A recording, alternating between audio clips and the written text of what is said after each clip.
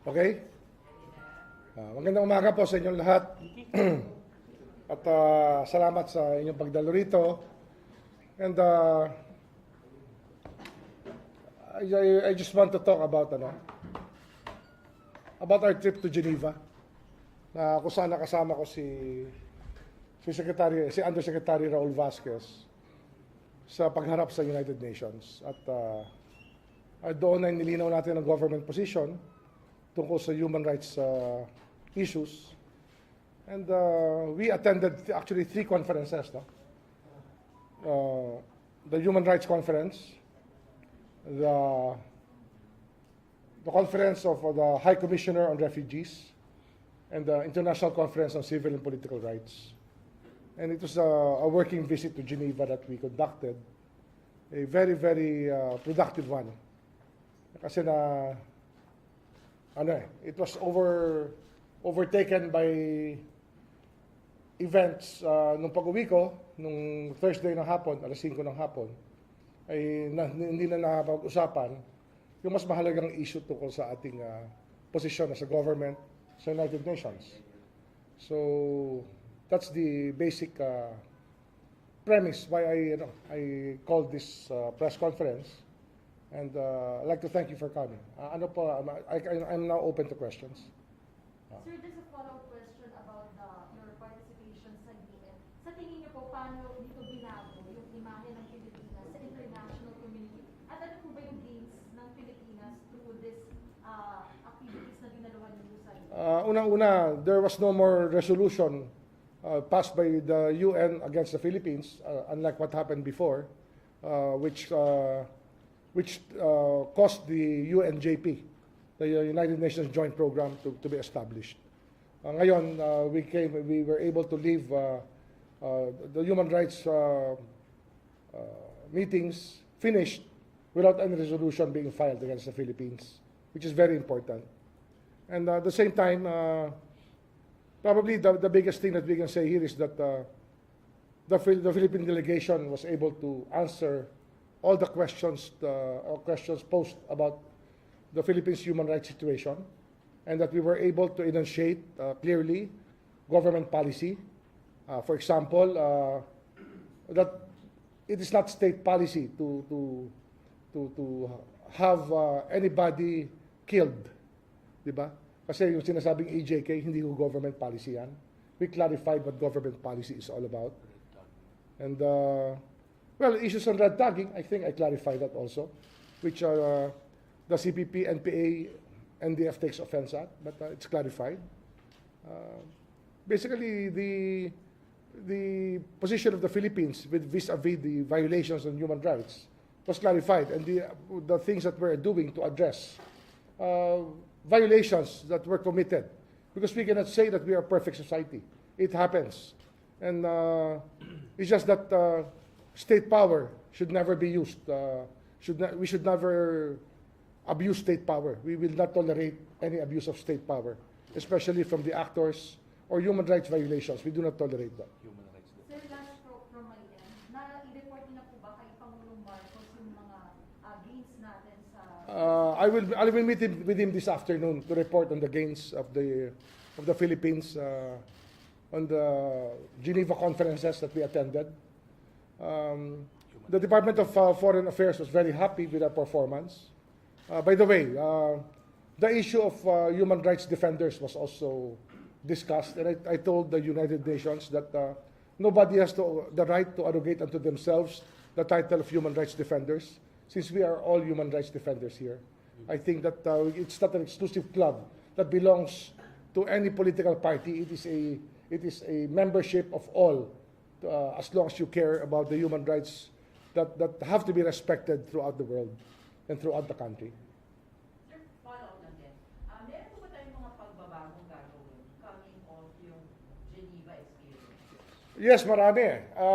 Sa UNJP kasi, we're working out transparent programs on law enforcement, transparent programs that will lead to having a law enforcement system that is better understood by the people, and that will not allow any transgressions.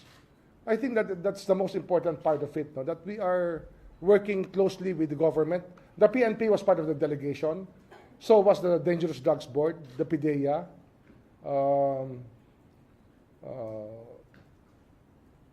Kasama yung Philippine Commission on Human Rights.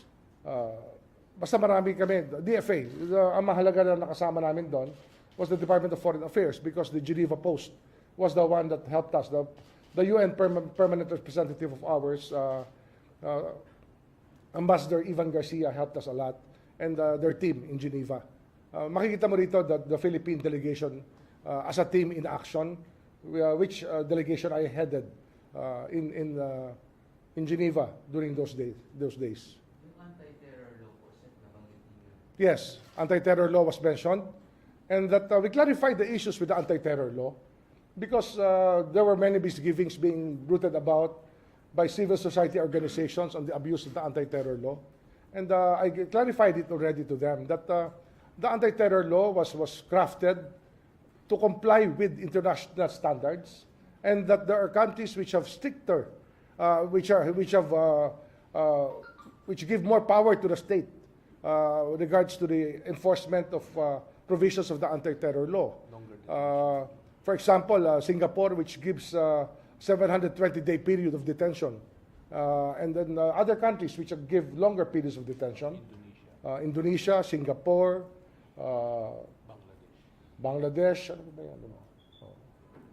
There's also Western countries, many Western countries that adhere to the principles of the anti-terror mechanisms necessary to keep their state secure. Sir, ano man yung pagtanggap ng international community after our defense doon sa anti-terror? I think it was very well received when we clarified to them that these issues were addressed properly, and that we have a 24-day, 14 days, and extendable by another 10 days period vis-a-vis the other countries which have longer periods. We explained to them these intricacies which actually protect more rights than most other comparative laws that have been passed throughout the world, and that we really took great pains in crafting this law. And I think that I was part of that. I was part of the Congress that passed the law, the anti-terror law of 2020. Sec, other issue po. Sir, Ah. just this morning, sumuko yung Banban. Yes. You mentioned 9 orders nagmula sa loob ng Bilibid. Nung kumontrata daw galing sa Bilibid. What are you gonna do about it? We'll find out sino. Basta nalaman natin kung sino. We will protect the witness to the fullest possible extent. Kasi, malalim yan. I actually have no knowledge yet, no? Na kanya sinasabi. I want to be briefed about it. And I will ask Secretary Abalos to brief me later.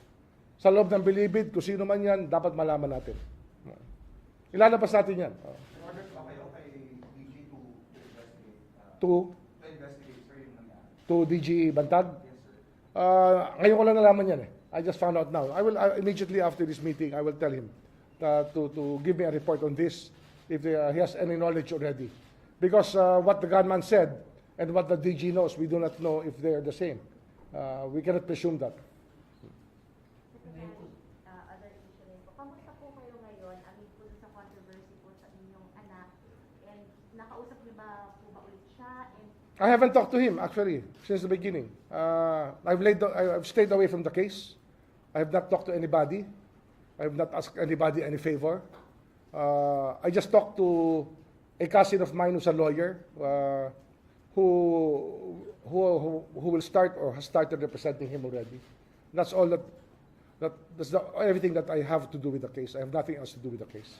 your reaction na po doon sa sinasabi ng ilang mga lawmakers na may special treatment daw po? No, no comment. I will not comment on that. That's something to do with the case already. I will not comment.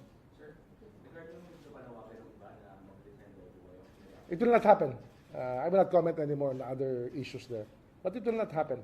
That is not my call. I am a very honorable person when it comes to this. It's the president's call. And if I feel later on that I am not anymore effective in this position, then I will talk to the president about whatever has to be done in the future. Pero sir, nagkausap na po ba kayo ni President? Yes, the moment I arrived, I called him immediately when I landed and I spoke to him. Ano pong napag-usapan if you could share with us na po? Well, he just said that he commiserates with my plight as a parent. That's all.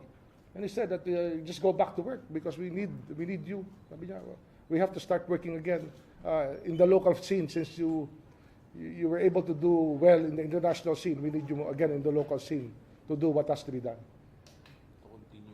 To continue what we've been doing, what we started doing to reform the justice system. No, no comment. Pero I think I'm calm enough to face anybody about any issue. And if I cannot be baited into to discussing things which do not need discussing from me, because since I have said I've recused myself from the very beginning. Sir, may bala kung bisitahin yung alam nyo sa... No comment. No comment on that. There is another follow-up. Paano niyo consider, sir, case closed na ba yung first lapid? Considering the... We have to know. The charges have to be filed. The conviction has to ensue. If it's going to be a plea of guilty, it has to be vetted properly. The testimony has to come out so that there will be a basis for the police to act on this matter later on. Because that definitely a gunman is not the whole crime itself. It has to be vetted as a whole conspiracy probably. No gunman will be there without a conspiracy. Sir, sorry, pasensya na, sir, balikan ko lang po yung sa anak po ninyo. Nagre-report po ba sa inyo, sir, yung Prosecutor General doon sa sitwasyon or I have nothing to do with that. He has nothing. He will not talk to me about it. I will not talk to him about it. Sir, pasensya din po, how is the family? How are you? We're holding up very well. My wife, my mother, my children, my brothers and sisters are all supportive. And I'd like to thank those people who have sent me statements of support on text, Viber text, and all messaging platforms. No? I appreciate the statements of support. Secretary, kamusta rin po yung suporta ng mga taga-DOJ mismo sa inyo? I appreciate the support given to me by the DOJ and the fact that when this thing happened, people were worried, and we just said, we just go back to work because this will not change the flow of work that we have to do. Because the deadline, as I said yesterday in the flag raising, the deadline for things we have to do in the DOJ is yesterday.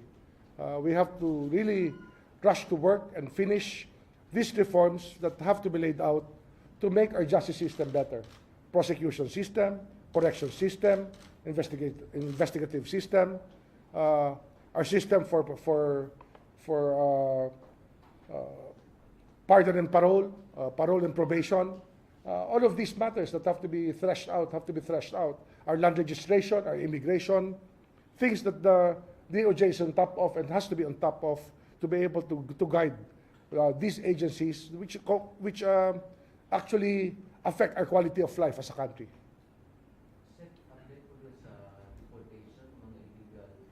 The first deportations will happen October 19. I have been briefed by the Immigration Commissioner. 5 or 6 of them will be deported. Self-deportation muna to, that they're paying for. There are 400 more in custody which are being scheduled. China is validating the identities of the persons to be deported if they're really their nationals, if they're overstaying. The BI has already canceled visas of many of those who are working at the illegal POGO outlets. So work is ongoing right now. Sir, pag-ibalikan ko lang po yung sumasabi. Definitely hindi po kayo magre-resign sa mga panawagang delikadesa daw po. No comment. Basta I know myself. I know. It's not only me on trial here. It's my son on trial. It's the country in trial in some ways. But it's par for the course. It happens. And no more comment on that. Sir, dadaan talaga po sa DOJ yung kaso ng anak No. ko. That's the only question that was asked me by the lawyers, no, who I talked to. And sabi ko, if there is a resolution, do not let it reach the DOJ. Let it be discussed in court, whatever the case may be. Pero sir, paano yung magiging petition for review? Hindi na dadaan sa Secretary? If it's it's an adverse case against my son, it will not be appealed here. It will go straight to the courts for trial. Balikan ko lang yung kay Percy Lapid. Pasensya ko. Mm. Sir, yun nga po, allegedly galing sa loob yung ulo. Yes, yes. Na ipapatay siya. Ito po palagi kung naririnig na rin yung galing sa loob ng bilibid. Meron po ba tayong mga gagawin na mas talaga immediate para po matigil itong mga ganito na yung mga tao sa loob na nakakulong na, sila pa pala yung nag-uutos. Ang problema kasi sa bilibid talaga, kailangan i-uproot na natin talaga. Why? Kasi generations and generations of people under the guards of bilibid feel an entitlement to the positions that they occupy. And that the temptation there is so great that it's so hard to check on these people. A telephone is being sold inside bilibid for the reports to be for 300 to 500,000 pesos. That is the extent of how bad it is right now there. Well, you heard about the case where we had the jumpers of 200 houses outside the medium security prison had to be cut off, and that many of the guards are the ones who own it. If not all of those houses were owned by the guards. We have a big problem in Bilibid. That's why we have to reform our prison system, and not only the transfer of maximum security, but the regionalization of prisons is now on the table. I've discussed this. I've been discussing this within the department and with the DPWH for the past 3 months. The design of the prisons and the financial modeling of the regionalized prisons are being discussed already, and we may even be able to build regional prisons without using the national budget. We will just we have a way of doing it. We have a financial model to do this. We have a financial model to follow. Sir, last na lang, sir, you mentioned nga yung mga reforms na kailangan pang gawin sa DOJ. So hindi pa kayo nangangamba na with the rest of your son, it would take all your efforts na people would... I think that the blessing in this is that people will be more interested to know what we really are doing here for the country. I think that it's something that the country has needed for the longest time.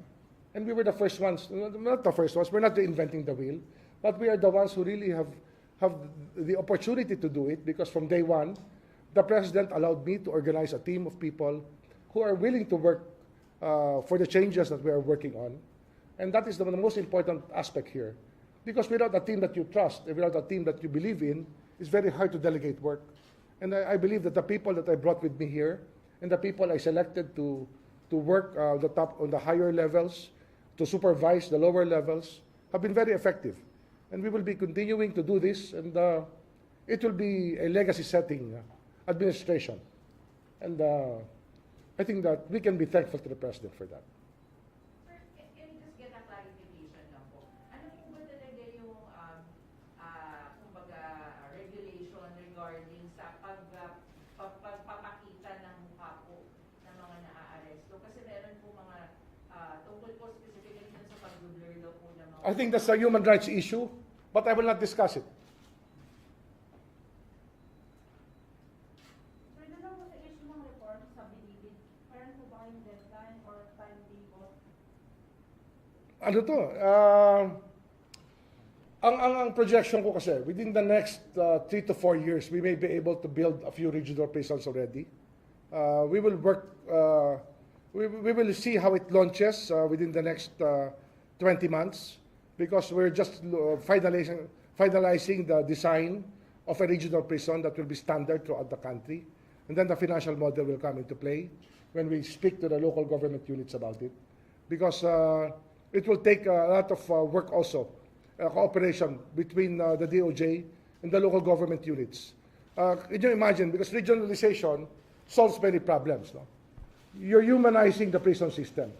The problem with the prison system now is that it is a mega prison, and it does not bode well for persons who should be treated individually, as is the practice now in prison reform.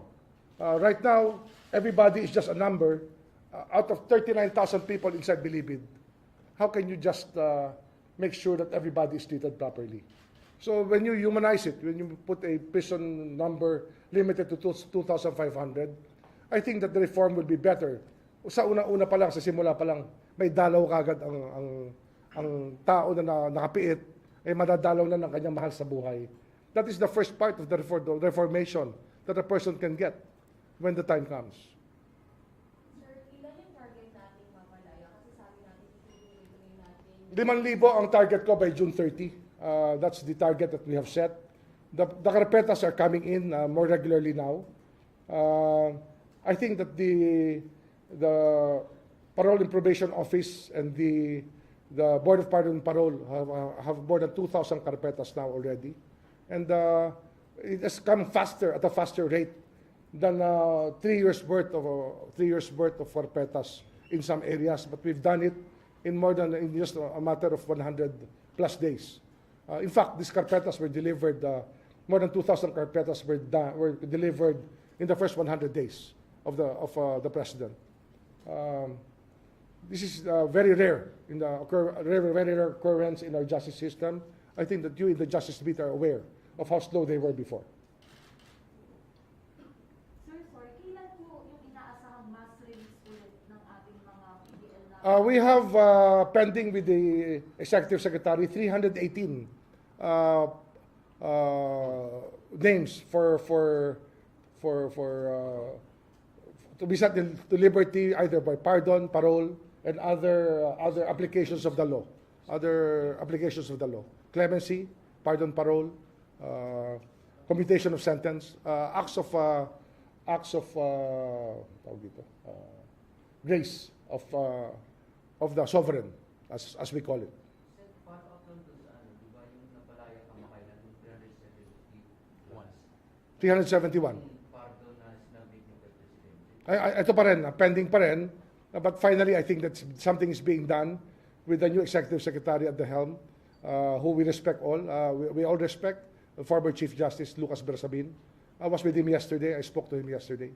And a very positive development for us. Sir, sa illegal photos, pasensya na po. Ah. Meron po kasi dun sa mga na-cancel na or maka-cancel pa lang po yung kanilang mga visa na gusto pong lumipat dun po sa mga legitimate na mga pogo. Ang sabi po noon ay pag-aaralan pa raw po ito ng Bureau of Immigration. Can you tell us about that, sir? We will look at the recommendation of the Bureau of Immigration because somebody in the Bureau has already recommended to me the start of probably a process of amnesty, because this problem has to be resolved for the country. Hindi lang sa Pogo, no? We have so many illegal aliens in this country that have to be recorded properly, and that they are becoming milking cows of many people who should not be doing it. Ano to eh? Ito yung mga nakakaawa talaga na aliens. Some of them are undocumented. Okay, their documents, their visas have already expired.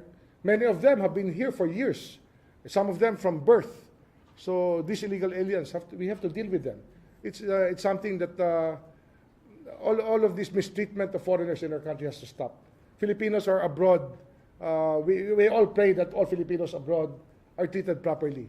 So the foreigners in the Philippines should be accorded to the same humane treatment.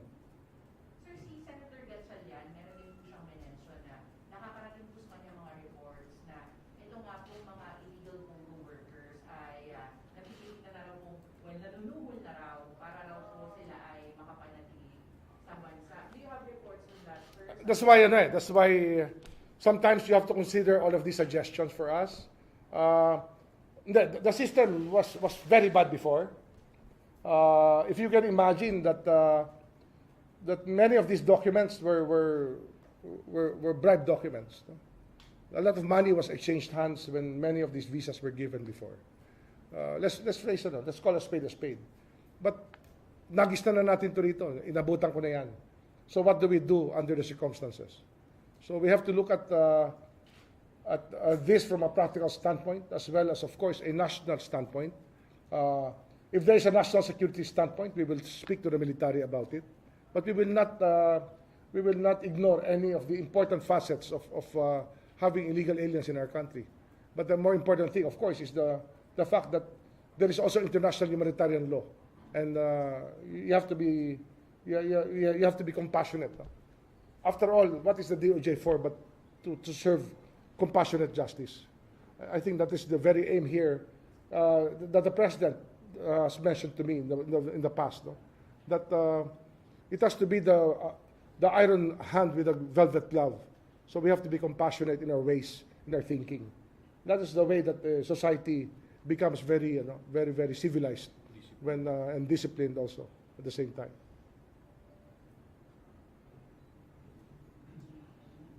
Anything else? Okay, thank you. Ha? Salamat. Ha?